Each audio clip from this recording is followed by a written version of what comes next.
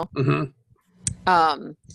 So like I kind of just, I don't know, I never really got that much into it, but I think it was because like I was always kind of turned off by how she would kind of act like it was real, Uh-huh. and I was like, that's stupid. Of course it's not fucking real. What do you, how are you fooling yourself into thinking that they're really fighting to the death out there all the fucking time?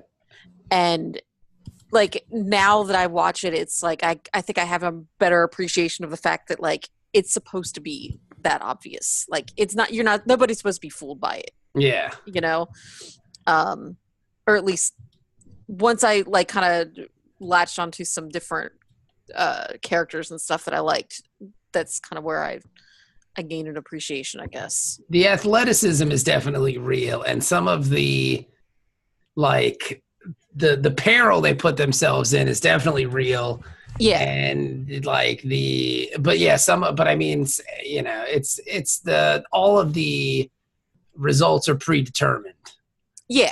Yeah. But I mean, it's still very much, but it's still very much real. Like watching a guy get hit with a chair, like that's very real. You know what I mean? But it's like there's a difference between knowing that like that they're planning for it to happen a certain way, and like nobody's actually getting hurt by it. They're not really fighting. Yeah. Now, what's always interesting though is when somebody actually does get hurt, like, and it's televised. Because I remember Scotty Too Hottie, and like this is back in the day or whatever. But he, I think it was him or his tag team partner, jumped out of the ring at somebody and must have blown their ACL or something because they were in some serious pain. Yeah. And so they were done for the rest of the match, but the match still had to go on. So his partner was like totally overselling the rest of the match. Yeah. It was like so obvious, like he was worried about his friend, but he was like, okay, I still have a show to do. And so it was just, it was so weird. I still got to keep fighting. But... Yeah, exactly. Yeah. Well, they cart him off. I hope he's okay. Yeah. I mean, like even during WrestleMania, Roman Reigns like had blood coming down his face, and we were like, was that supposed to happen? Because it looked pretty real. Yeah, some of it is, some of it like, yeah. I think what's his name, Brock Ric Lesnar. Flair can bleed with the best of them. Yeah, but they don't really let him bleed much anymore. I think it changes the TV rating for it or something. Really? Yeah, so it's very rare that guys are allowed to bleed. Well, if it's WrestleMania, then that's a pay-per-view. Then they probably don't care about the rating at that point, right? But I'm just saying, it's not like it used to be where people would just bleed all the time. Like now it's very rare when guys wear the crimson mask, to stay. Mm-hmm. But yeah. One thing I can't understand is how I just don't care about wrestling anymore. Like, well, you don't watch it. There's a growing. I don't, but I used to.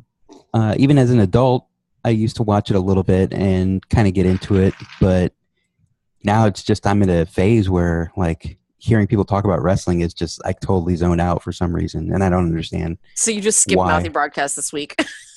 No, I didn't actually. I think there's some of it that you can listen to, I mean, watch and still enjoy, but like I like certain dudes. Like I'll watch some Japanese wrestling when I go hang out with my friend Brad. I have a friend Brad who's super into wrestling, like hugely into it. Mm-hmm. And like he watches Japanese wrestling, he watches all that shit. So like we watch some Japanese stuff, which is kind of cool. I like Shinsuke Nakamura, who's pretty cool.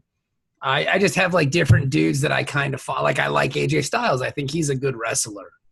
Mm-hmm. Yeah. If that makes sense. I like some guys that are, I guess, more better performers, I guess, if that makes sense. Mm-hmm. I like all the ridiculous shit. I like the most wacky out there performances and stuff. Like when the dudes like pulled a plate of pancakes out of their robes during Royal Rumble, I was sold. Yeah.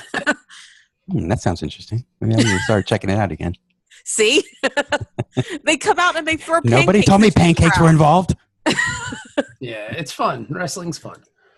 Yeah. It seems like it's on all the time. Well, there's so much wrestling now, too.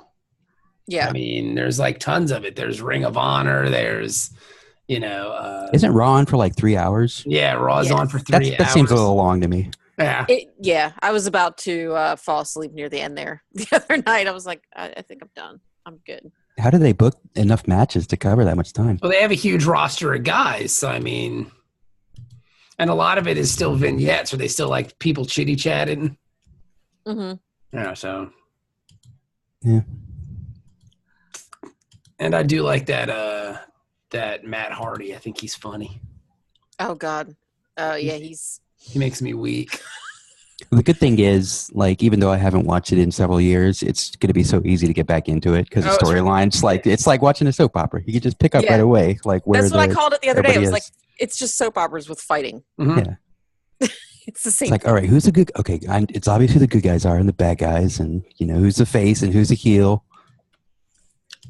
Yeah, why this guy doesn't like that guy? I forgot to sit at the table before we did this. I'm about to put you through that table, Jenny Zell. Oh my! I even kind of got Ben watching it with me a couple times. That's impressive. Yeah, I was shocked. I would say that's impressive.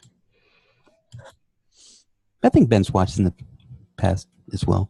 Yeah, he almost anybody who's been in the military has watched it at some point when they were overseas because there's nothing else to watch. Yeah. Exactly. I guess he used to watch it like when Roddy Piper was on back in the day, and now like Ronda Rousey's she kind of took over his persona and like his branding and stuff. Really? So yeah. So she does the Piper's Pit? I don't know exactly, but I mean she's got like the kind of logo and all the same stuff going on. So, where's Ben? Oh, he's coming. He said he forgot, and he's coming. Jeez. Well, his video's on, but he's not there. That's what I'm saying. He's coming. He's behind the couch. He's jacking. Oh, he's jerking it. Oh, nice. He's beating his meat, baby. Well, we want to see that. You see? I think the patrons want to see that too.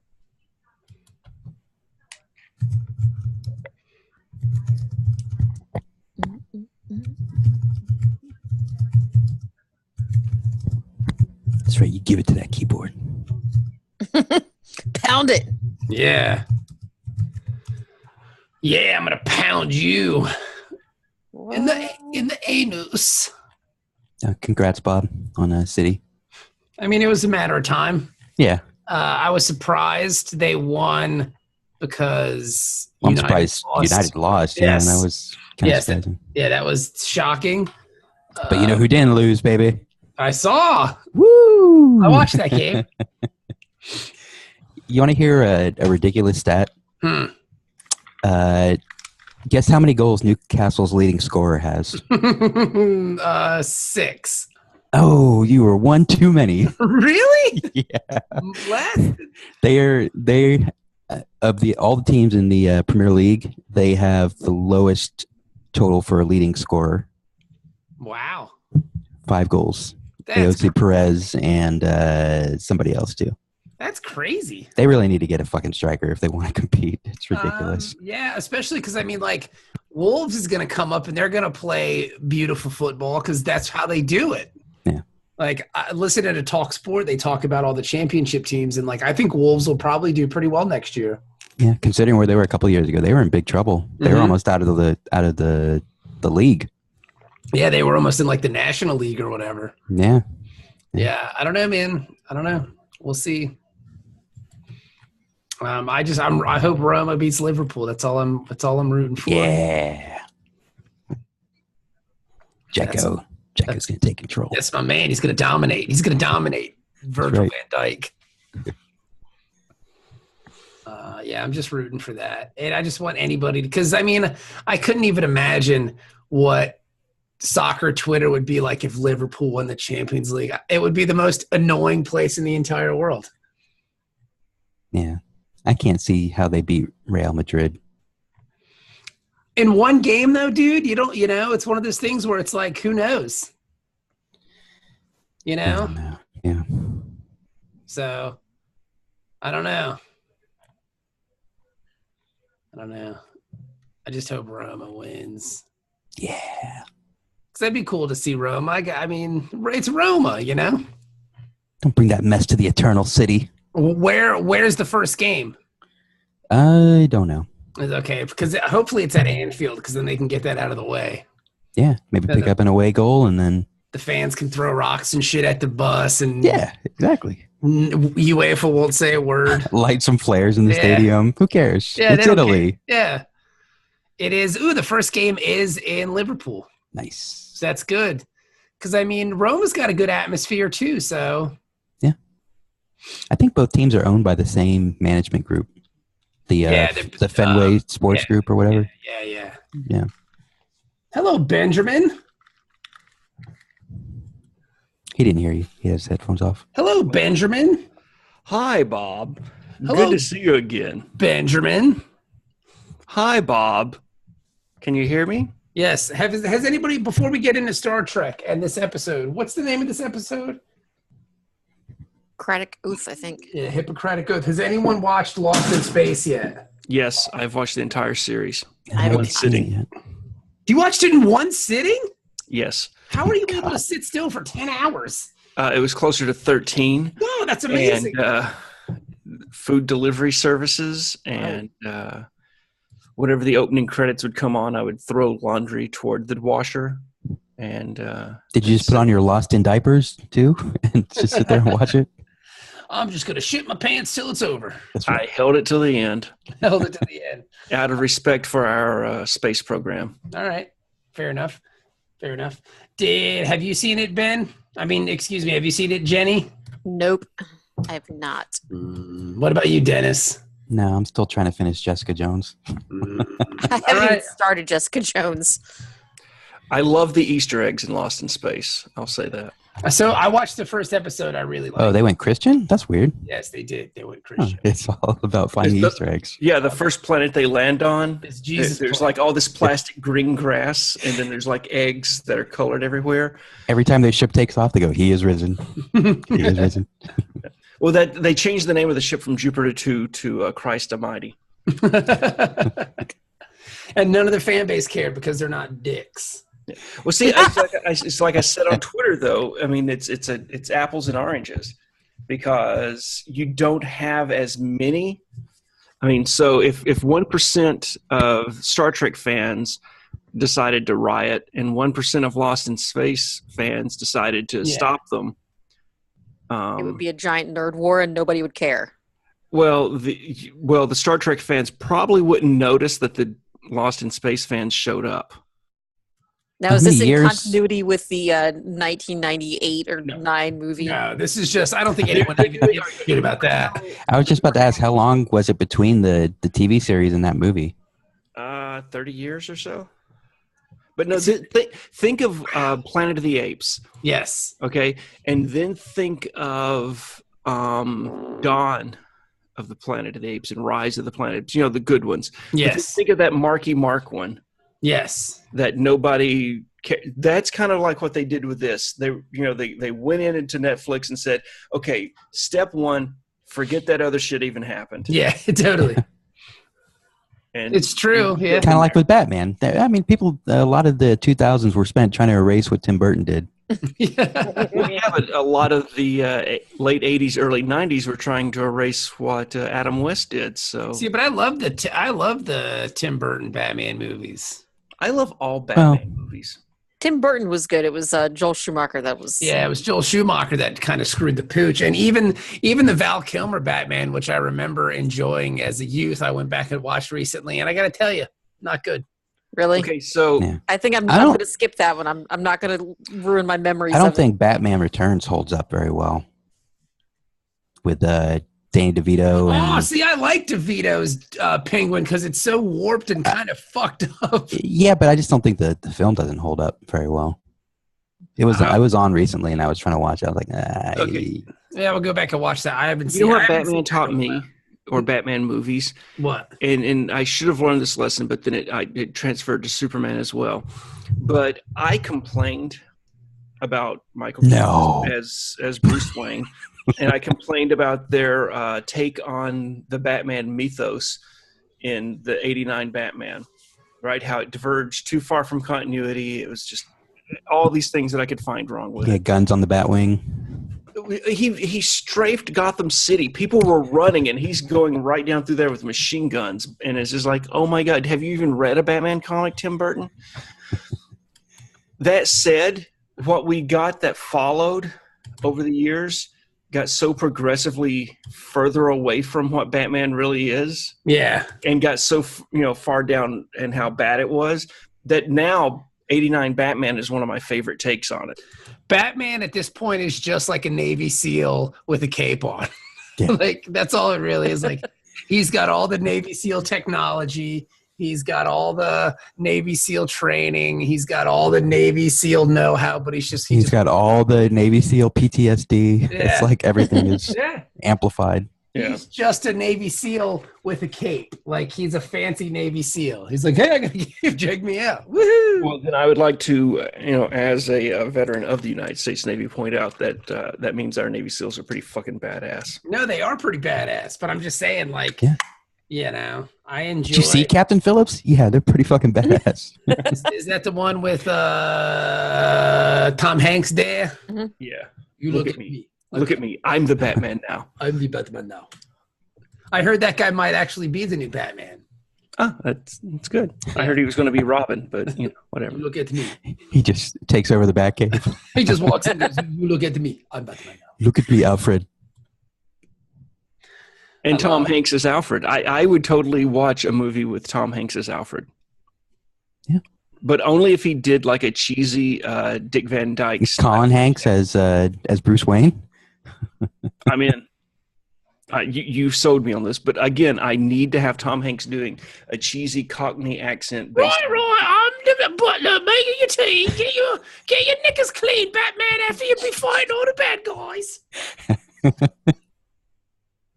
Either that or, one of his, like bosom buddies characters, or just bring back comedy to Tom Hanks. Who said bosom? The bachelor party, Tom Hanks. Yeah. God. That would be... Big Tom Hanks. Maybe it's Big. Maybe the guy who was in Big is bad. I'm going through a stage where I'm re-examining all the movies I watched as a child, and I'm stepping away from it. It's not a good idea. You just have to let it go. I'm looking at it through modern eyes, and I'm like, wow, that's pedophilia. I'm out. All right. Fair enough. What the fuck kind of movies did you watch? I know. Big. Big's a great movie. Roman Polanski home videos. I want to. You got a lady who's trying to sleep with his 12-year-old. She doesn't know he's 12. Yeah.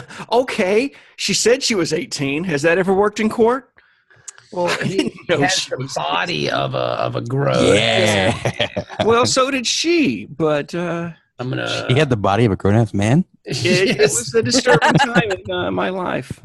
I'm just saying, gooses and ganders. Calm down. I'm gonna see that big ass Tom Hanks penis. But yeah, let's talk about big ass penis. Big ass penis. In parentheses. It's all about where you put that comma and hyphen, because ass penis could be very disturbing. Big comma ass comma penis. Big ... ass penis. You guys are silly. What a bunch of silly nillies. I'd watch that. I bet you would, Dennis. Tom Hanks in a movie called Big Ass Penis. Big ass penis.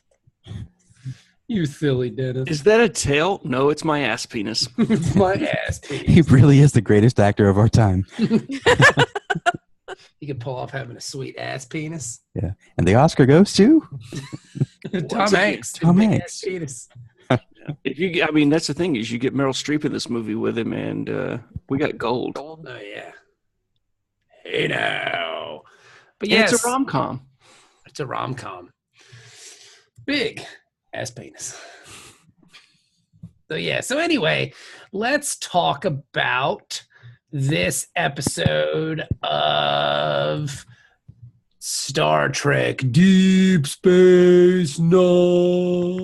The Hippocratic Oath. This is weird because this is the first episode I can remember in some time that has an A and a B story. Mm-hmm. That are very distinct. Yes, and that are kind of interesting in their own ways. Yep. Because recently here, I really think that the B story on Deep Space Nine has been A, non-existent, or B, terribly lacking. Garbage. Yeah. I think the last good B story I can remember is Dabo Girl. Like, that's the last good one. Was that just because of the double D's? This is more like a double D story. Yeah. But now I guess the last good B story could have been then trying to hook up Cisco with his lady friend. Oh, yeah. Yeah. But it's just nice to have like a real A and B story here. I was pretty stoked about it. And also an episode where Odo was unsuspectedly posing as something somebody was holding. Yeah, which is cool. We'll get to that. I don't want to, spoiler away, bro. Yeah. What was he? Who was holding him? The chair. Who knows what he is? It's so awesome. Was he an ass penis? A No. big ass penis. A big ass penis. But yeah, so anyway, let's talk about this episode. Basically, it starts out with O'Brien trying to come out of the closet. Yep. Why can't she be more like a man? I like how he stops Help him, right? himself, but I mean, yeah. Well, he was about to say, why can't she be more like you, Julian? And then they were going to make out. Yeah, it wasn't be more like a man. That's why he course corrected. Stop. She's like, whoa. Yeah. wanted her to Whoa, be whoa, like whoa. Julian. Boner is getting large. At first, I thought we were just having random and casual sex, Julian. I would drink too much and come to your quarters and stick it in, or you would let me come over to my quarters and stick it in. But now, Julian, I think I'm falling for you, which normally happens in relationships that are just about getting it in. Like, Put on a kimono, Julian. tape your eyes back a little bit so you look good. I can't believe of the two of these, O'Brien is the one that caught feelings. Yeah, O'Brien caught feelings, which is It's always the one you don't expect. Yeah, because I mean, sometimes when two people are hooking up, one of them may catch feelings, and O'Brien definitely caught feelings. Although, I mean, Bashir's kind of the player of the two. Mm-hmm. Like, I mean, he's got his thing going with Garrick. He's trying to get it in with Dax. You know what? I never thought about that. Yeah. Julian is quite Julian's a Julian. player. Julian's about hit it and quit it. He's a wild bitch.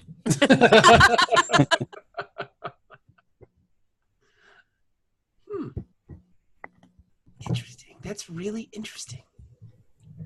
He's a sex maniac, wild bitch, Julian. But Good for him. But he seems like, is this the evolution of his character where at first you're like, this guy's got no game and now he's got all the game? He's got that surprise game. Well, it's been 3 years. I mean, he's got to have learned something by now.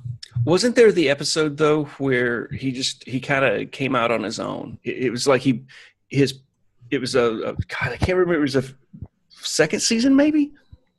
There was an episode that was kind of heavy on Julian, and he really had to kind of grow up.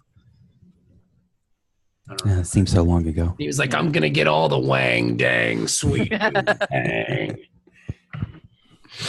If I can't get that worm. That worm is gonna suck me off soon, baby. I know it. But in the meantime, I'm gonna go slaying bitches. I don't know, man. But I guess I never thought about Julian being a player. Mm-hmm. He's so unsuccessful most of the time that you don't think about it. But I guess He's the low-key Riker of DS9. Jeez. I guess, yeah. Yeah, next season when Julian grows the beard, it's amazing. It's over. Next, when he grows the beard, it's done. I mean, we're all in trouble. They're just lining It's up gonna be down. dropping. Oh, yeah. Lock up your daughters and lock up your wives and cover your anuses, boys, because Sex Julian's coming for you. Sex Julian. Sex Julian In Spain. He's the doctor your parents warned you about. He's gonna doctor your anus He's a With doctor of love. with sex. That's right. He's got the prescription for the D. No. All right. I'm about to get it in. Julian, fucking your face. So is this their hyper spray of fuck? Hyper spray of fuck.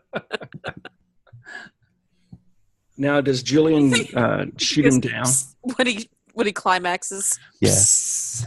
Psst. Psst. What was that noise? That was me fucking your face. Psst. This is my hyper spray. That's my hypo dick. Psst. That was me fucking your face. Psst. Psst.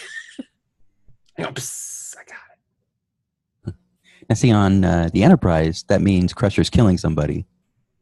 On this But one, it means on DS9, you're getting your face fucked. yeah, your face is totally getting thrashed. Psst. Psst. Mommy, every time psst. No. Yeah. An angel gets its wings. Just think of that. I'm gonna bang you. Psst. But yeah, anyway, so they're flying back from some kind of conference or whatever, and Well, aren't they like on a scouting mission or something? I thought they were. What are they doing? What the fuck are they scouting? In the Gamma Quadrant. They just came up with an excuse because they wanted to Yes. have a nice runabout That's ride. exactly it. Because there's no reason that the chief engineer and the doctor should be out on a mission together. Come on. Yeah, what the fuck kind of mission would that be? I thought they weren't supposed to be in the Gamma Quadrant because they were scared of the Dominion. Yeah. This is focused on their away mission. Yeah, but gay marriage is legal there, so that's what they want. They're trying to find a judge who would do the ceremony. Jenny, just leave. Say goodnight, everybody.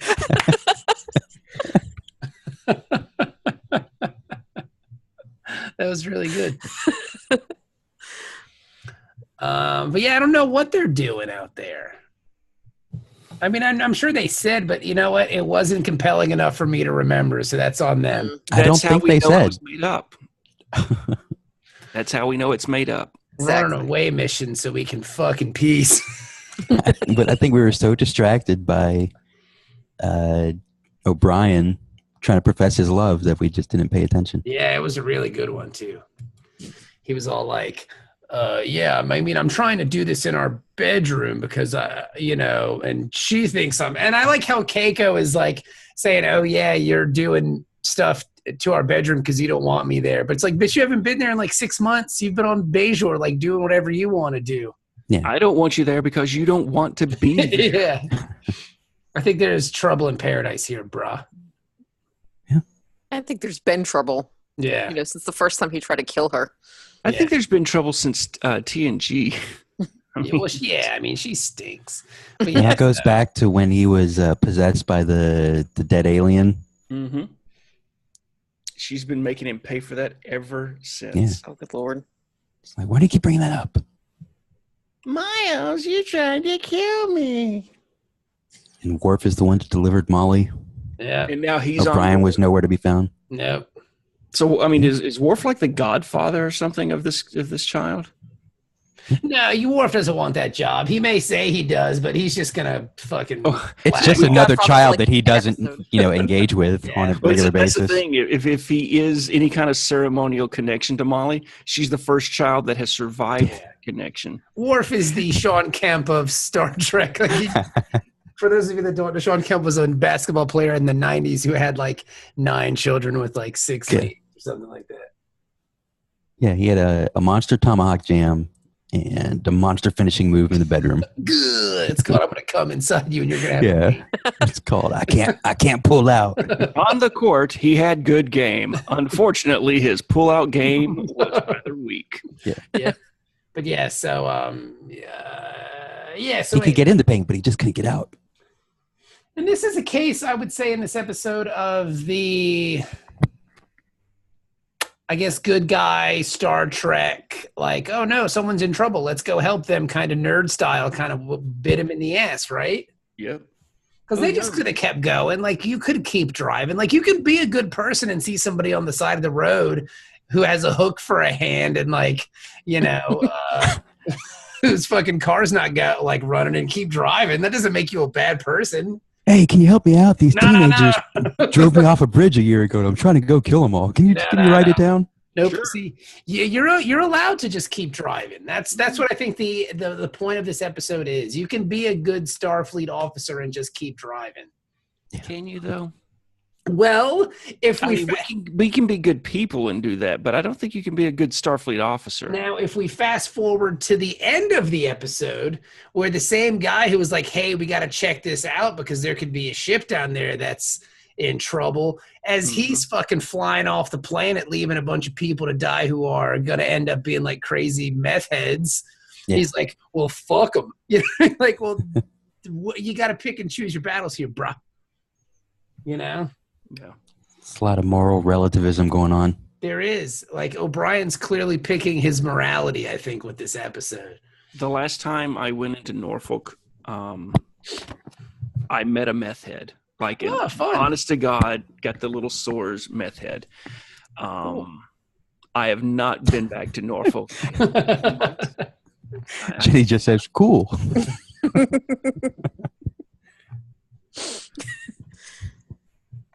Famous Norfolk methods. Just not going back to town. It's like, nope.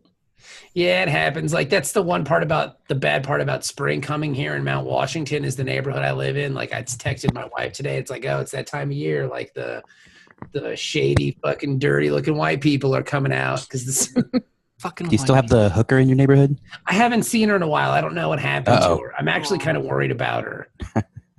But tell maybe her hi. That cough just want to go away. I don't know. I've heard some sad rumors, so I don't want to. Yeah, so I don't know. But anyway, yeah, sad. But yeah, I think O'Brien in this is definitely choosing his morality. Well, I think the problem that we see, eventually throughout the episode is that he's a racist. Oh yeah, totally. He was fine helping people until he found out that it was Gem Hadar, and then he's like, nah. Yeah. You know how those people are. Like, we don't want to. They look a little bit Cardassian, so. Mm-hmm. I mean, to be fair, they are at war with the Gem Hadar, so I don't think he's completely off base. But at the same time, too, he's not willing. He's military racist. Okay. Explain that. So his thing is, whoever the current enemy of the state is, okay, they are the worst. Okay. They're no redeeming qualities. Yeah. He's Lieutenant Calley from My Lai back in Vietnam. Oh, okay. Where they wiped out a whole village just because they said these guys are all VC. So they killed everybody.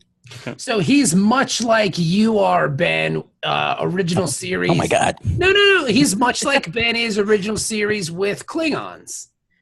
Right? That's fair. And Discovery, yeah. And Discovery. Well, actually, it's me with all Klingons. Yeah, Ben, I was trying to give you an out there, man. There's no out. I hate Klingons. Oh my God. There can be good stories with them. Are the enemy. Yeah, they don't tip. You're saying there's some good ones. They don't tip. Yikes. It's getting awful Klingon in here. Yeah, you wouldn't like that club. It's a little ridgy. Yeah. A lot of Canadians go there. I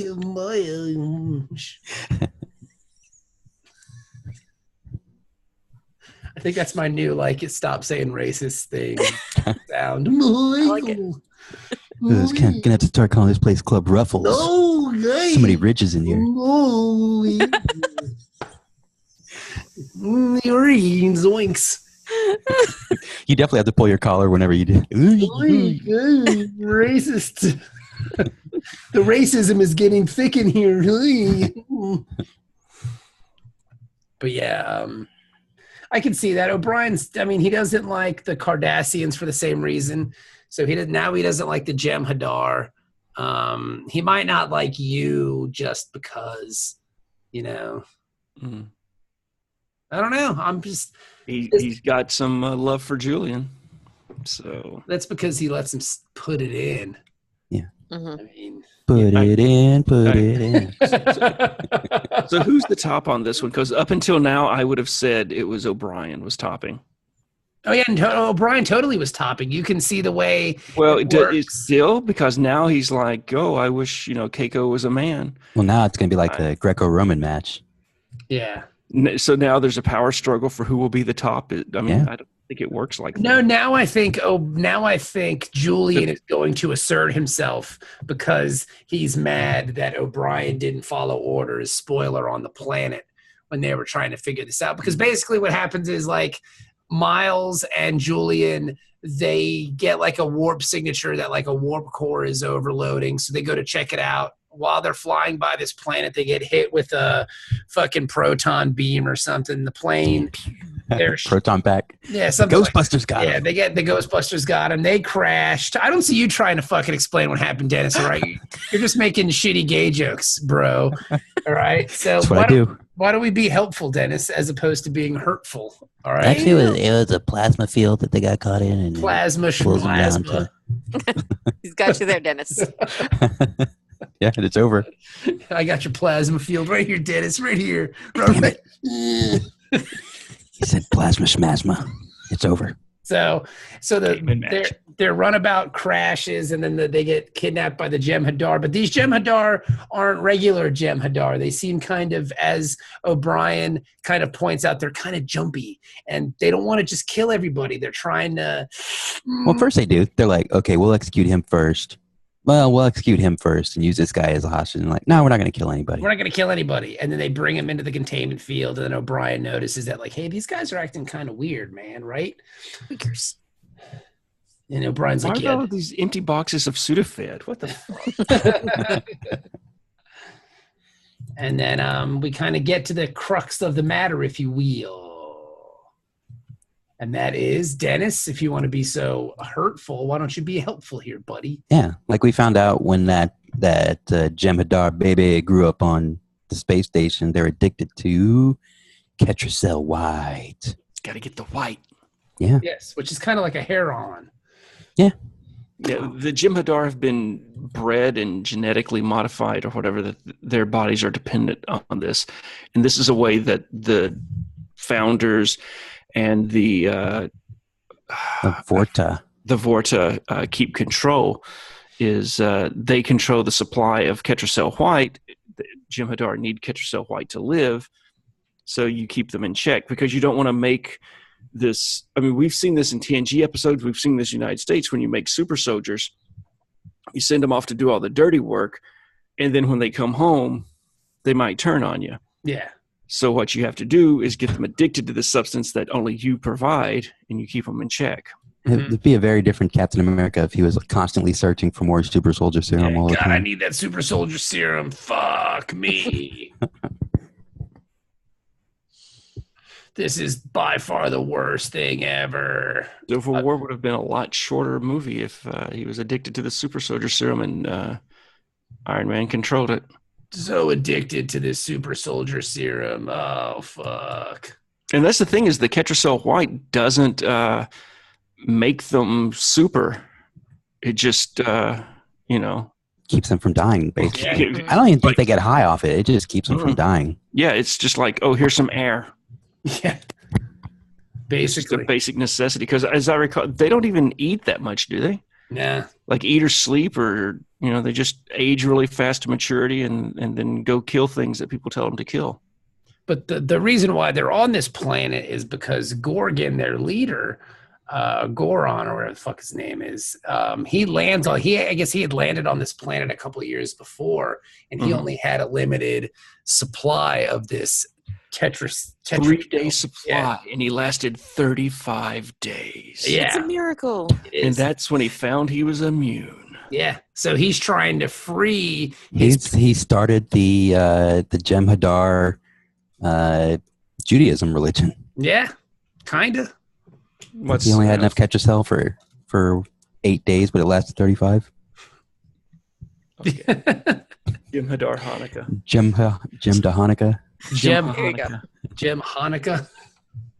You gotta when you say it. So he's basically trying to break the yoke of this drug of his Gem Hadar people, which seems pretty awesome. And Julian sees big picture about this. Like, man, if we can break them of this addiction they have, maybe they won't be assholes, because this Gem Hadar guy is not a douche. Like, he's kind of a regular, nice fella. But he's because not he going along hasn't with it killed first. them yet. Yeah. I mean, sometimes that's all it takes is, Yeah. not to kill me. Yeah. Well, you see, O'Brien, though, looks at it from a more, I guess, military vision of it. And his thing is like, okay, if this does free them, then the Dominion won't be able to keep them in check. Yeah. So then you might end up fighting the Dominion and the Gem Hadar. Or the Gem Hadar, even if the Dominion backs off and says, yeah, we're good, you've got the uncontrolled Gem Hadar then. Yeah. Which is kind of crazy, man. Strategically risky. It's risky business. Mm-hmm. But yeah, so Julian agrees to help because he's a doctor, bro, and he's got to help these people that are. He took that hypocritical oath. Yep, that are clear. These people are clearly in pain. So he's. Yeah, but for like a good part of the episode, he was going along with O'Brien trying to escape because they had the whole like escape plot thing where they got captured because they're dumb. What does this thing do? Let me point it at my friend real quick. Don't do that. You're gonna hurt your. Shit. Yeah. I told you not to point that at your friend. I do like how O'Brien's still trying to make a run for it. Yeah. Well, that was the plan. Here we go. And I got to run right by that guy, so we better get going. Might as well give it a try. Chop chop. He should at least like knocked over a decanter of water or something before he ran. Like Chappelle on that episode, Chappelle show where he just knocks over the drink and runs. Yeah. Blackbush. Yeah, I love Blackbush. That's one of my favorite Chappelle show sketches. Yeah. We got a coalition of the willing. The nation of Stankonia has volunteered to drop bombs over Baghdad. Africa Bambaataa and the Zulu Nation.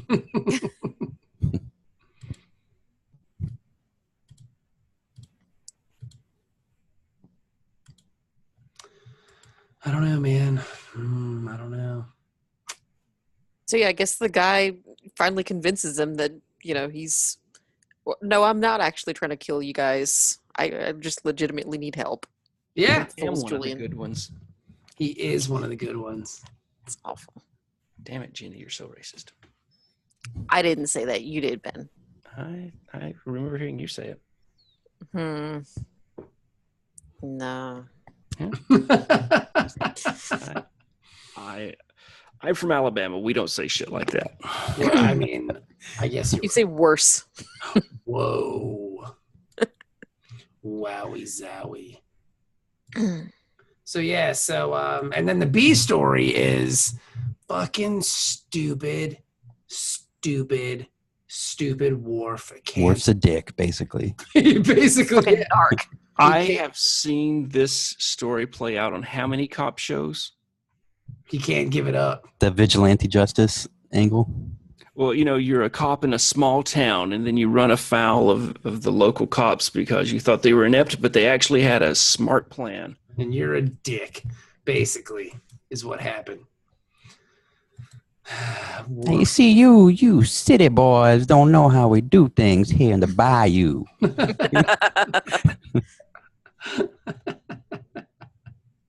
He's former. He's a Fed, and he's working down there in small town Louisiana.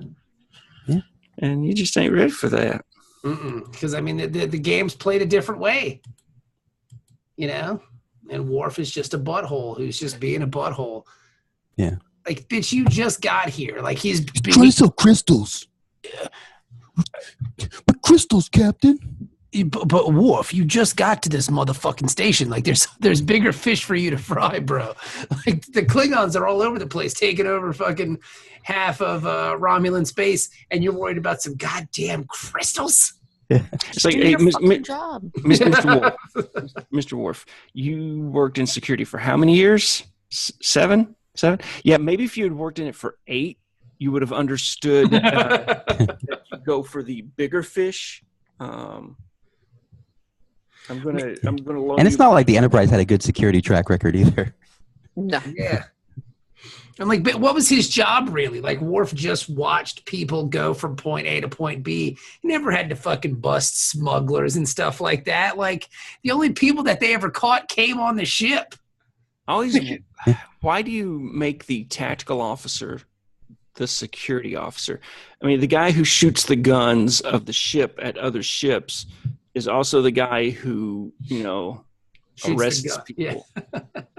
I mean, I'm not going to take, Officer Duche from the Virginia Beach Police and take him out on one of the destroyers and say, okay, now you're also in charge of shooting Syria. Yeah, but Yeah, to be the MPs and the infantry are two different. Yeah, but to be career fair, fields. there is very much like the Star Trek musical chairs of jobs where, like, once the console that the helmsman is sitting at blows up and they drag the body away, then some other guy from another station on the bridge just comes over and sits down at that console. Yeah. There is very much that, like, oh no, Yeah, but so-and-so take the fucking helm or so. They're just like people in different colored shirts or in Mylar casing in the back of the bridge, and they just open the casing and let them Yeah. come out. I'm just thinking though. Okay, so we're in a big battle with the Romulan super destroyer, and you're at the neutral zone, and this very tense situation, and so Worf has to be on the bridge. But at the same time, there's a security matter. Like, Bobby Ferguson is mad at his parents, so he's spray painting racial, profanity on the walls of Deck C. It's going to happen sometimes. Who goes, the same guy who blows up the Romulan ship has to go, slap Bobby around and take him back to his dad. Whenever Jeremy Astor wants to steal a shuttlecraft. Yeah. Well, the shuttlecraft's getting stolen on the Enterprise. Well, think they you'd don't put really- It's not a good look, Worf. Yeah. LoJack? Let's see what But I mean, Worf is. I mean, let's. Hey, you know what you could do? Put some of them crystals in the shuttlecrafts, and maybe you'd pay attention to them. Damn. Damn! I heard that. Do your job, Worf. Yeah, Captain! do your job, Worf, you dummy. Just maybe there's a bigger picture, and you're not aware of it. I mean, Worf has the best do-nothing job in Starfleet right now. Because whenever somebody calls your job, oh, you're the strategic coordinator of blah, blah, blah, it's like you really don't have anything to do. So did they just give him like a gold star and just, there you go, Worf. Just get a Yeah, good it's a title. bullshit job, basically. No, I think it opens up to, like, you can then have him do anything. Okay. So he's like So the intern. Not the intern. I'm saying those, like, okay, you need somebody at his command grade to do something, but you can't have the chief engineer do it. You can't have the chief security do it because, those are specified, boom. Where with his thing being strategic operations, it's because he's got that legacy knowledge with the Klingons. He's got the legacy knowledge with Starfleet. He's going to be able to look at that bigger picture and grander scope of ideas. It's true. But Cisco might just be like, why don't you strategically operate the replicator and give me a cup of coffee or something? Why don't you strategically operate your lips to my ding dong? What? Don't you? Blow Why don't you me! make a sailboat there, Captain? Yeah. Your son have some bonding time. Don't you touch my butt? I don't imagine at some point Cisco asks Worf for like fatherly advice, like about raising his son or Yeah. anything. Well, Worf, you're a single dad. How did you manage? Ooh, shut them Maybe off, like huh? asking Beverly Crusher about parenting I sent or my not son. killing people. I sent my son to Russia. So the Oh. Klingon parenting tip is send your son to Siberia. Cool. Yes. Kapla. There was much kaplawing. I was trying to get my fuck on with the ladies and kaplaw. Do you think I could have this sweet ass fucking ponytail if I had a kid running around You know how long it takes to braid this fucking thing, dude? and crimp it first? Yeah, you think I'd be able to do that with some stupid kid asking me a bunch of questions? Get real. Kaplaw. Can't get these natural curls in there. Kaplaw. That's why they call me Worf with the good hair. Yeah.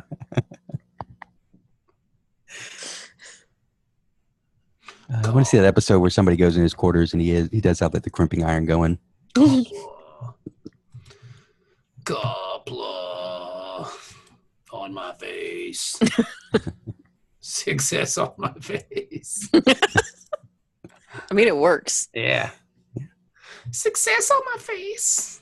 Holla. You bet a success in my mouth. Gobla. But yeah, so those are the two stories. Worf is a dick and O'Brien's a dick. That they should have just called this episode like guys from other Star Trek shows are dicks. Who's the dick? Yeah, who's the bigger? Well, who's from another Star Trek show? It's Worf. You're the dick. These TNG guys are really dicks. Mhm. Yeah. Because, I mean, O'Brien is, Julian is really into the idea of trying to help because he's a doctor and these people are in pain and he sees the greater good. Like, hey, this may be an inconvenience now to us because we're here and we're stuck and we're trying to figure this stuff out. And eventually they may want to kill us. But if we can cure these people, this could kind of end the war because the fucking dudes wouldn't have soldiers anymore, which would be nice. Or, I mean, this is another opportunity to study them more closely. Yeah. And find a weakness or find a way to weaponize this catch a cell wide. Yeah, and O'Brien's just like, fuck you, let's leave. Your ideas are dumb, let's leave. O'Brien's just yelling the code of conduct at him. Yeah. No. This is a war. Those guys are our enemies. We I'll can't. make every effort to escape. And he does. And to his, I guess, stubbornness, he does make every effort to escape because they need something from the ship after basically Bajir has to pull O'Brien's card and tells him, look, I'm the fucking senior officer here. You do what I say. And that's where it switches. That's when Julian's going to start being the top. And O'Brien's It assert dominance. Yeah. He's going to have to take it. He's like, look, Pulling rank on him. I'm the fucking lieutenant. You're just some punk bitch. Yeah, well, anytime one of these, lieutenants with their many years of experience try to tell a fucking chief what to do, it usually doesn't end well. True. Now, Ben, in the Navy, do they call them non-coms? Non-commissioned officers. It's not as common though as with NCO? the other branches. Yeah, Okay. we don't do NCO as much. Well, That just seemed they're, mean, they're, though. they're technically NCOs, but it's usually you're either a seaman, which is rare, Seaman. Yeah. a petty officer, or a chief. You're a seaman. I just never heard non-com before. I didn't know if that was like a That wasn't more of an army thing. I thought a Star Trek-y thing. You're a seaman. But yeah, they do Seaman what they first class. seaman. Well, they in Starfleet, I think they call them crewmen. Yeah. Space seaman. Spacer. Seaman. Oh, my balls are full of crew right now. I got so much crew in my balls. I gotta get all this out. Get out. Get it out. I ran a UV light over the guest quarters and found a lot of crewmen on the sheets. The comforter. Yeah. The ceiling fan for some reason. That's kinky, but whatever you're The into. replicator. I'm gonna jizz all over the place. Don't eat anything from that one. Wouldn't it just get recycled into the replicator, though? It would. Yeah. Generally does. I mean. In the holodeck. Yeah. Lots and lots in the holodeck. Lots and lots of seeds. That's why whenever somebody bitches about doing the dishes on Star Trek, I'm like, really? You just gather up the dishes, You just jizz on them. Throw it in the holodeck. put them into the replicator, and it reabsorbs them. You gotta jizz on all this stuff. I mean, it's like, here at my place, when I do the dishes, I have to jizz on them, and then I actually have to wash them. We're in Starfleet. So many dishes. My balls are cramping. Come on. I've been doing my house chores completely wrong. Yeah. My dick is starting to cramp up from all this jizzing. Gotta drink some Gatorade. Fuck. So much cum. But you do what I love a clean house, so I can't I stop. think I'm going to go do some dishes like right after the show. Yeah, me too. And bro. don't even get me started with what you have to do to get laundry right. I think the episode's over. Thank you, Palmolive. Thanks, guys. 7. See you So speaking of palm olive, something I've learned, little life pro tip. I love a It good does pro not tip. make good lube. If you don't It's too soapy. if you don't have a what people would call a good diet, and you don't exactly eat what people call healthy, sometimes when you eventually go to the bathroom, it's like massive and disruptive to the plumbing of your home. All right. Well, if you get a clog, one of the little tricks to In your butthole or in the toilet? In the toilet. Both. Okay. Both. One of the little tricks that I've been told and have tested and works is to take some of your dish soap, preferably like Dawn, and just put a little bit in the toilet bowl there. In the shitter? In the shitter. And it will, because it helps break up oily masses, and it will actually kind of help dissolve the poop in the pipes and Sounds awful. and clean that right on out. Are you saying my shit is an oily mass? Well, no, but it has some of the same. Oh, I gotta go take an oily mass. I'll see you guys. What the fuck are you eating?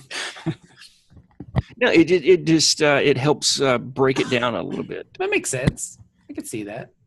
So, all right. Yeah, it's like when you shit on your plates, and you're not just going to use hot water to get What that are you, off. some You're gonna kind of use fucking Dawn. maniac, Ben? You shit on your plates? Guy, you're weird. After you jizz on the cups, you shit on the plates. I mean, how the fuck are you doing dishes, Bob? Then what am I supposed to pee on? Everything. That's how you rinse. Yeah. Hello, you don't that Palmolive and Dawn isn't just going to come off in the water. That makes sense. I've been completely doing it wrong. Yeah. Is it my turn to do the dishes? Yay! To do the dishes. Skeet, skeet, skeet. Oh, skeet, skeet, skeet, skeet, skeet, skeet. So I don't know, man. This episode I'm gonna say this. This episode made me not like O'Brien. Like, it makes him unlikable, I think. He just doesn't handle stress very well. No, he's just kind of a bitch. Probably because he couldn't get a drink. Yeah, to be he fair. wanted to throw some darts. He's like, you know what? Actually having to work in a dangerous situation sucks. Well, he didn't get laid either. I mean, Yeah. I mean, I think they had sex before the ship crashed. Oh, yeah. and that's why he caught In a front of field. the Gem Hadar guard, they were having sex. Yeah, it's like, Force field shield. come on, the prison. force field. Yeah, the force field. You can see through the force field. There's no curtains there. I don't want to watch this, please. Come on, again. No, you O'Brien? locked us up. You locked us up. This is happening. Oh, come on, O'Brien. Why do you have to go for it again? I mean, come on, O'Brien. This is all part of the escape plan. I put the plans in his anus. So I here's write it on plan. my dick and then I put it inside your anus. Just hide it. Here's my plan. We're gonna have sex, and that will distract the guards, It's gonna and then gross we him can out. escape. Yeah. He's going to get really turned on. I've seen it happen in movies that I like. Like, we're going to start banging and he's going to get really into it. So then, like, And then he'll turn off the force field so he can join. yeah, or he's going to come And over that's and, when you run. yeah, or he's going to ejaculate on the force field, which will cause it to malfunction. And then we'll make our escape. Okay, ejaculating on force field is disgusting. That's just. What if that was the secret, though? That people just never figured out. I mean, think All about this- all the old thing, but I mean, at the same time, too, think about all the old 80s porno movies where, like, two people are banging and there's one weird guy just watching and, like, jerking off outside and he comes on the glass or whatever. That's what this is. This guy, What? this is the, What porn were you watching? all of them. This guy I don't recall this one. This guy jizzes on the force field, causing it to short out. And then he's sitting there like, oh my God, Next thing you know, Starfleet is loading jizz cannons on all their vessels. I'm going to get in so much trouble for this. It's so hot. Can't help myself. And that's how we defeated the Cardassians. Yep. We jizzed on all their shields. I can't believe people listen to this. I mean, it's just so shocking. Literally have people paying to hear this. Yeah. Made the Borg run back to the Delta Quadrant. Please, Jizzing on us. please stop ejaculating on us. I mean, The your USS problem? Weinstein is in pursuit. this has to be some kind of violation of your moral and ethical codes by just threatening to masturbate on us. Call in the USS Louis C.K. The USS Louis. Oh, that was really good. Section 31 saved the day. That was really funny. I guess that's why they listen, because it's funny. Yeah, that's in the next season of Louis. Yeah. Louis. Coming on me. He never made contact with anybody. Don't. Oh, come on, man. Don't defend Louis. I'm not, but there's worse things. I mean, I don't know. There's better things too, which is like not masturbating while you're on the phone with somebody. Yeah. I Okay, mean, now, hold on.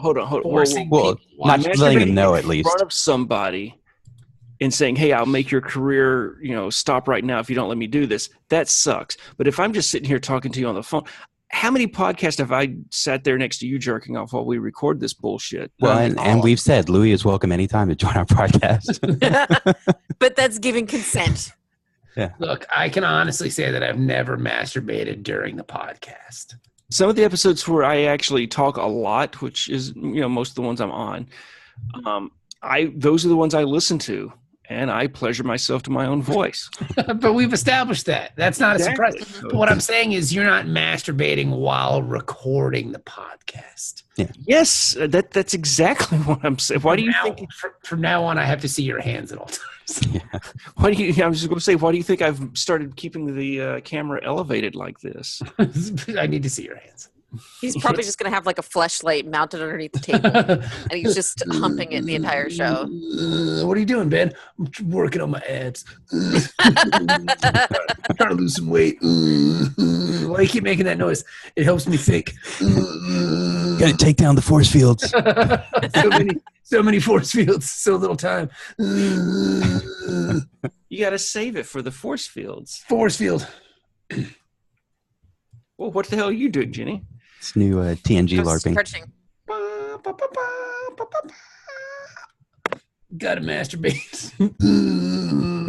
But yeah, so anyway, Julian actually gets pretty close because O'Brien pulls an escape plan where he pulls out the instrument that he needs, and then he fucking oh yeah, and then he shorts out the fucking system on the ship, and then he hops in the transporter, and boom, he's gone, and then he's on the lam. He's trying to get the fuck out of there. So I did appreciate though that Chief O'Brien used a transporter in his escape. Yeah. Because that's kind of like his, he knows that shit. If there's a transporter handy, he's going to use it somehow to benefit himself. Mm-hmm. Why? So that was well played. Yeah. And his little trap that he set up out in the woods was pretty clever too. Like I like seeing all the Gem Hadar just get clocked in the face with a freaking tree branch. That was it's very Predator. It has its Predator moments because the Gem Hadar are very like if It would have been great if O'Brien came out covered in mud. It's like, what are you doing, O'Brien? I saw this in a movie once. I don't know. Where did you find mud? I thought it would work. Do it. I mean, I don't tell you how to do your job, do I? Oh, yes, I do, because now I'm going to blow up your fucking research and make you leave. Get to the chopper. Get to the chopper, because I'm Billy, no. I'm a real dickhead, so I'm going to make you leave. But yeah, and that's kind of what happens. He gets to a point where he can solve the problem. He's making some good fucking progress on this thing, on this cure. He might just make that breakthrough. And then more time. Then O'Brien blows up his fucking research, and he's like, "Hey, now you have to come with me. So let's go." And as they're making their escape, they run into the one guy, whatever his name is, because I forgot what it is. Manor, Goran. Garanimals. Yeah, That's what I was calling them. They all look like Triceratopses. Mm-hmm. And the Triceratops is like, all right, let's get out of here. And then he kills somebody, and then they leave. And they leave him there. And they're like, no, but you have to come. And he's like, no, I'm not coming. Yeah, I don't understand why they didn't take him along so that they could get his blood and continue analyzing and start running the tests again. And like he had to know like where he was at with his progress on all this research. Like he could have just taken the guy with him, work on it long term, figure out what to do with this information. Like even if they want to use it against the Gem Hadar, they would be able to do that. Nah, he wouldn't let him leave. He was like, no, I got to stay here. These are my men. And if they're going to die, I'm going to kill them. Which is really weird logic. But he had the opportunity to like help all of them by I going think along. partly though, he kind of believed that planet was what was keeping him. That's what cured him. So I could see that. He kind of wanted to just hang out there. I could see that. So he didn't become a drug addicted monster again. I could see that. But yeah, he basically says like, hey, these are my men and I'm going to kill them. And you'll understand one day because you're a fucking not a real dude, right, Julian? You're like a doctor or some shit. And then they leave. And then Julian and O'Brien have like a weird conversation on the ship on the way home. I'm not mad at you, Miles. I'm just really disappointed in you. Yeah. Their bromance is over. They Well, for at least a few days. Yeah. Until they start playing darts again and getting drunk and having sloppy sex. But it is weird because, like, you know, Julian's going to hold this over O'Brien's head for a long time because O'Brien's like, hey, look, you can bring me up on charges if you want to. And Julian's like, why would I do that? Why would I bring you up on charges when you fucking fucked up my research and I could have saved all those people's lives as I'm so inclined to do because of my Hippocratic oath, bro. And like, we could have saved the war and all that other shit. But why would I'm not mad? No. But you did all that fucked up shit. But no, I'm not mad. Are you mad? No. Why would I be mad? But I'm not mad at all. Why would I be mad? I'm not even going to bring it up how you condemned all those people down there to die. Why, I mean, it's not like I'm somebody who just keeps harping on something. Have you ever seen someone die of withdrawals from addiction? It's terrible and cruel. I mean, you're Irish. You should know what DTs are. I mean, you probably saw your dad go through that all the time, right, Miles? Jesus. But I mean, but I'm not going to keep bringing it up, and it's not going to ruin our friendship because, I mean, you're a dick. Now all those people are dead because of you. Yeah. You fucking fuck. It's like, I mean, we can go play darts. I mean, it's probably, and speaking of darts, that's probably what their skin feels like, is like thousands of little darts just picking into it as the catcher cell runs out. It's true. And their cells just start breaking down on a genetic level. But why would I harp on that? I think at some point he's going to tell Keiko also, just so that she can just get on his ass about it randomly. Hey, you know what O'Brien did while we were Miles, why'd you let those people die? You know what else he did? He sucked my cock. He stepped on a very rare flower while he was there. Yeah, while sucking my cock. Miles, why did you suck his cock and step on that flower? But yeah. And the B story is good. Like, Worf continues being a douche. I mean, for someone who's so compelled by duty, when Cisco tells him, like, hey, just do your fucking job and don't worry about it, he just blows that off willy-nilly, like, yeah, sure, yeah, whatever, Captain. I'm going to go spy on Quark. It's like, what? Yeah. He should at least wear a trench coat or something. Yeah. Then. It's good to see Worf in red again, though. It is. I like Worf in red. He looks good in red. The Klingon in red is dancing with me, cheek to cheek, cheek to cheek to cheek to cheek. There's nobody here, just comply me. It's where I want to be. I love that song. It's a great one. The Klingon in red. This bedleth by my side, never will forget. The chart each Emma. The chart each tonight. So there was a Gene Wilder movie called, was it The Lady in Red or The Woman in Red? Or The Woman in the Red Dress? I thought it was a man with one red shoe. No, that was Tom Hanks. Gene Wilder was in the... No, that was Big Ass Penis. Yeah, that's right, big. And Kelly LeBrock was in it. And so Gene Wilder's going to have an affair with Kelly LeBrock. Ooh, fun. Good for him. And hijinks ensue. Hijinks. Is that the pitch for it? Yeah. I think so. They greenlit it, so, How many 80s movies were pitched that way? Starring Kelly LeBrock. I mean, that's all you basically had to... We've already So John Travolta and Kelly LeBrock meet, I'm in. and then hijinks ensue. Hijinks. Eh? Green light. Yeah. Weinstein's over there stroking his chubby little peen, going, All right. "Make it, So make it." Here's the movie. Some Jew is gonna get a hot chick out of his league. Hijinks ensue. Green light. Who's the Jew? Woody Allen. Perfect. Make it happen. Who's the Gene Wilder? Even better. Gene Hackman. I don't think he's Jewish, but we'll try it anyway. Close enough. Ugly guy, hot chick. Make it happen. You got to know your audience. You really do. Can we have the nerd be the guy that gets the hot chick? Andrew McCarthy. And it's a mannequin. Make it happen.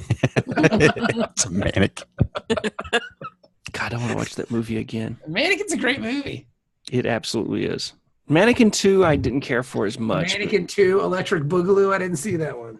Yeah, but the first Mannequin. Guy meets a mermaid. Hijinks ensue.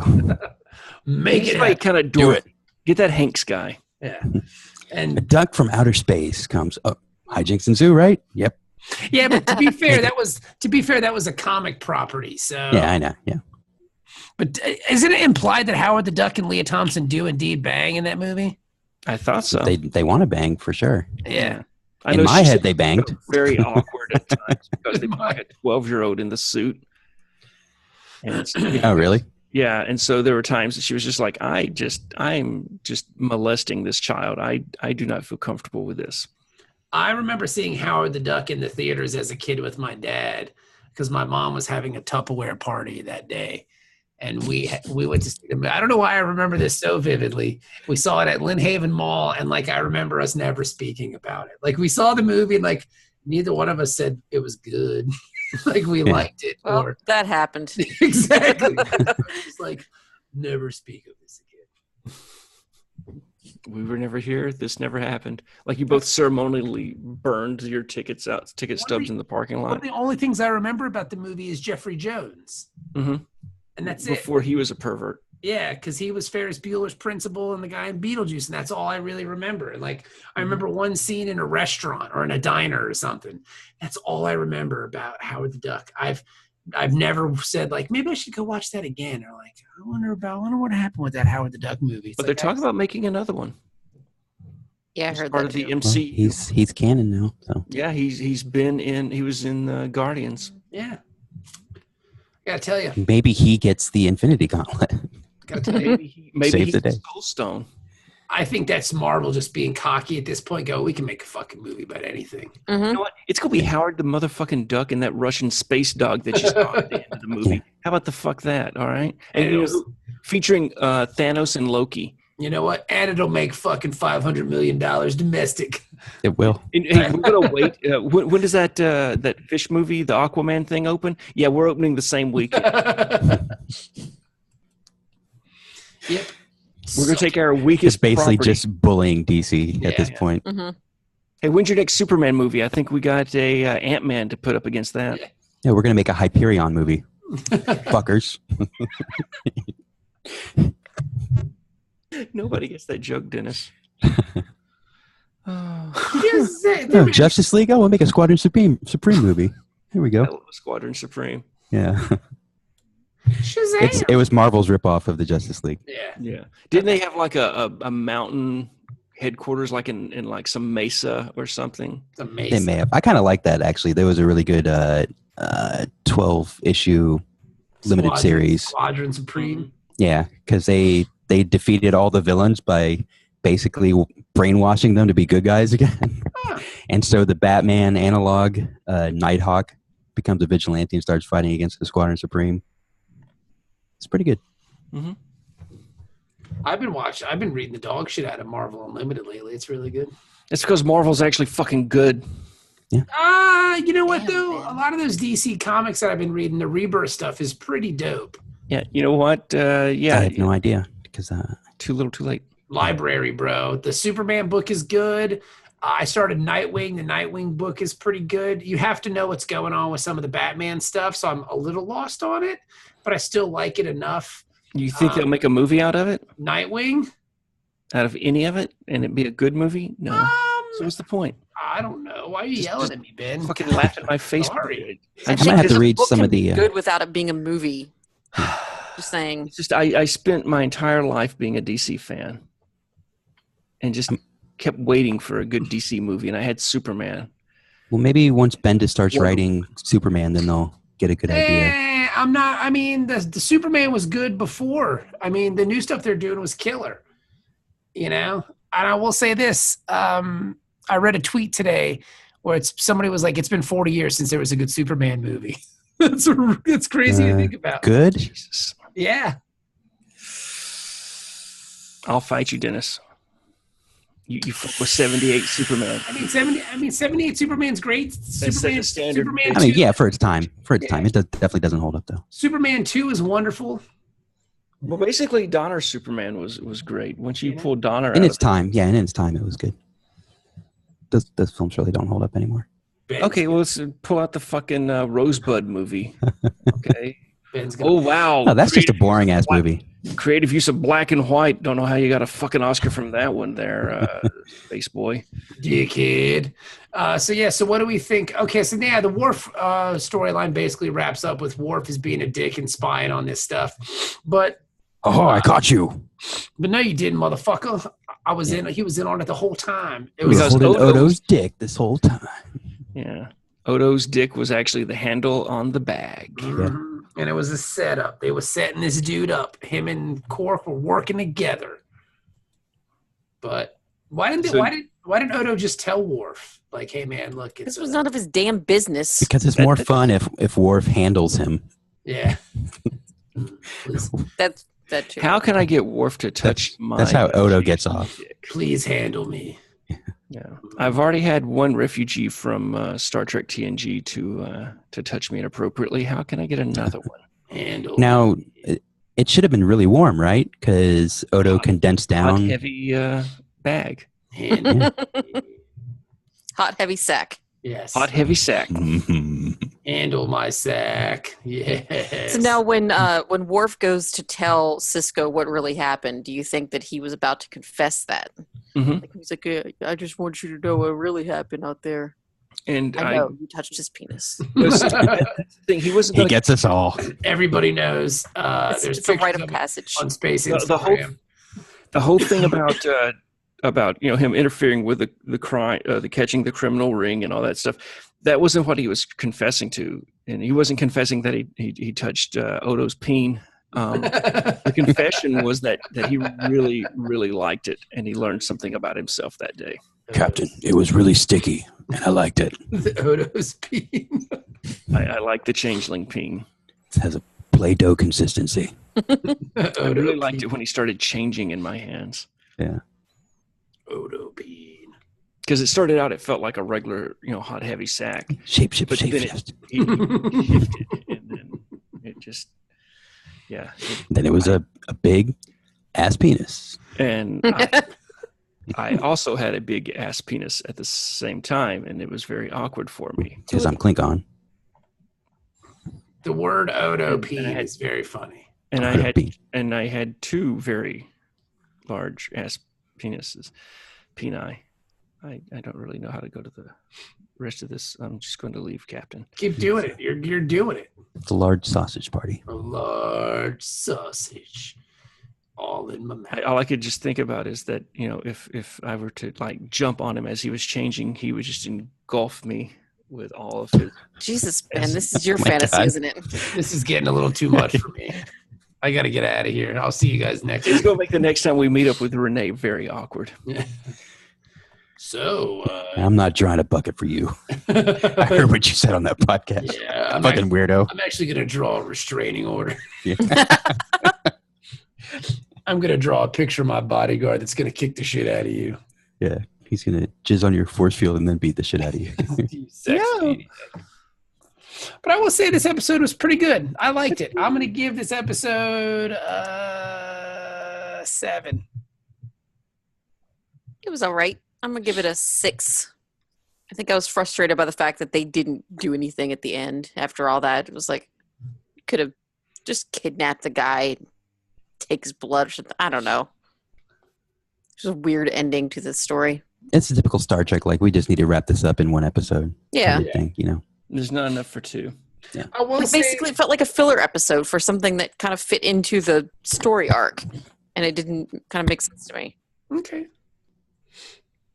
I like the conflict between the main characters. You don't see that a lot in Star Trek. Like the open hostilities between Starfleet guys. Yeah.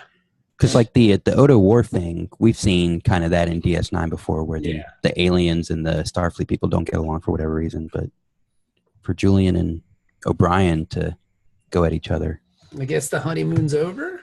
Yeah. Mm-hmm. You know, people don't usually pull rank in Starfleet like that. Mm-mm. They have though. It's rare. now, Dennis, what do you give the episode? Jenny, what'd you give it, a 5 or 6? I give it a 6. Yeah. Okay. I give it a 7. It was pretty good. I enjoyed it. Okay. Very last but not least. I'm going to give it a 7. Oh, lots of 7s. All right. I enjoyed it. So Jenny's the dentist this week. Is that how it goes? Well, no, if Jenny was the dentist, she would have gave it a 3.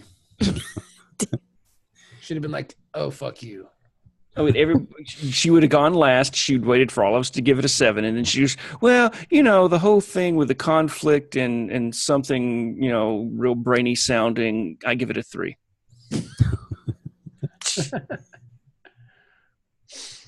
Fair enough.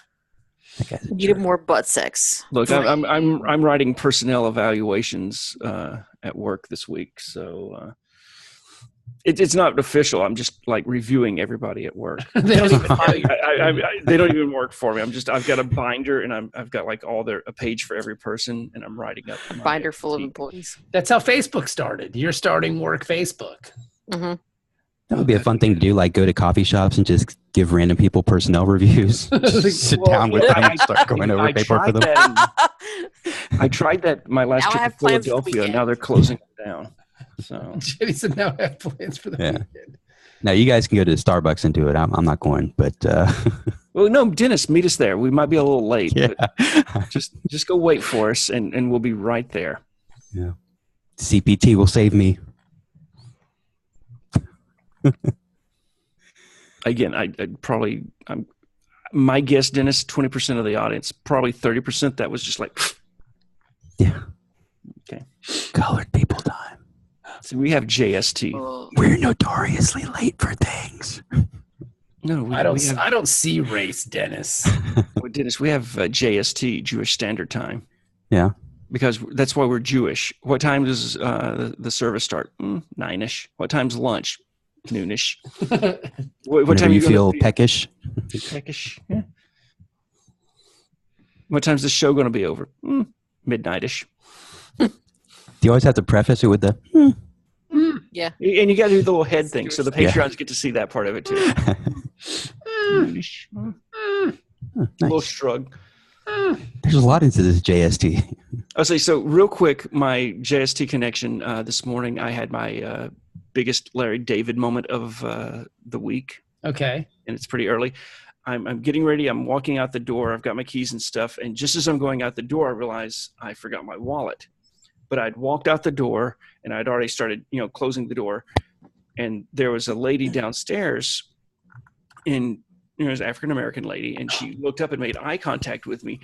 And just as she made eye contact with me, I realized I'd left my wallet. So I immediately had this panicked look and ran back inside. Oh my God. Right. You're racist. And so, I get my wallet off the table, and I walk back out, and she's gone. So now I have this horrible fear that she's gone back into her apartment. She's like, fucking Jew upstairs. Yeah. Well, and if you ever have the chance to explain it, you'd be like, no, I saw you and I thought about my wallet. So that's why I ran. Yeah. I thought about you taking it. I immediately reached for my wallet to make sure it was still there, and it wasn't. I thought you used some of your magic voodoo. So yeah. Take it from me. So now I felt bad. All the way from downstairs. She somehow pickpocketed me. I want to go down, and I'm not sure which downstairs neighbor she is, so I just want to go down the door. Just take her a nice potato salad or something. Yeah. But I don't know which door. And like if I go to the first door and it's another African American family and not the right one, I'm like, oh no, this is for you. And then, Well, you'll probably think it's the same one. I was going to say, We've never seen you before. I think it's the same person, and it's not. no, Yeah, I'm they're not. like, Oh, you remember yeah, last week when I had that whole thing, and they're like, we just moved in yesterday. What are you talking about? You fucking Jew. Oh my God. I'll just drop the casserole and walk away. Here, just take this. Isn't it enough that you own all the banks? We control the weather. Don't fuck with me. Yeah. So, all right, guys. Well, good job, everybody. That's a good way to end. That's Star Trek in a Ben's a nutshell. racist. No, that's how. I mean, O'Brien was a racist the whole episode. That's a good story to tie it all together. O'Brien's a racist. So, you guys are the best. You're the best. No, I'm talking to the audience. Oh, But the you, Patreon. But you're also the best. the audience. the hosts of this show are just phenomenal. And not as phenomenal as the audience, though. The audience is pretty good. They do a good job. The Patreons Do a better job. So if you want to be better, they're more. The Patreons are more fun than a hot heavy sack. yeah. And there were some hot rumors about a Columbo podcast. I don't know. Oh, Have we got to 100 yet? No, working on it. But I mean, some of the dudes from the Twilight Pone or whatever the hell they call themselves.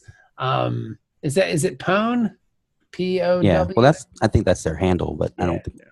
The Twilight Pone dudes are talking about we were maybe fucking tag team in a fucking Columbo Team pod. back again. Sexy. I would love to do a Columbo pod. Dude, we get to 100, I would be all either Columbo or Murder She Wrote. I'm in. It's got to be like Yoda though. Nope. I'm out. Don't start with a fucking Yoda thing. Murder She Wrote.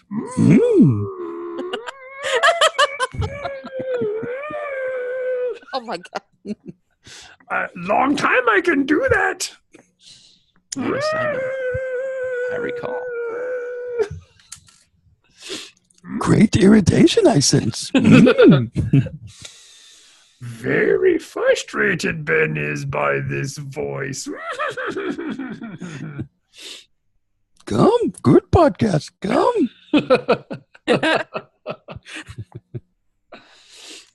So there you guys go. Enjoy the rest of your week, and we'll talk to you next Wednesday.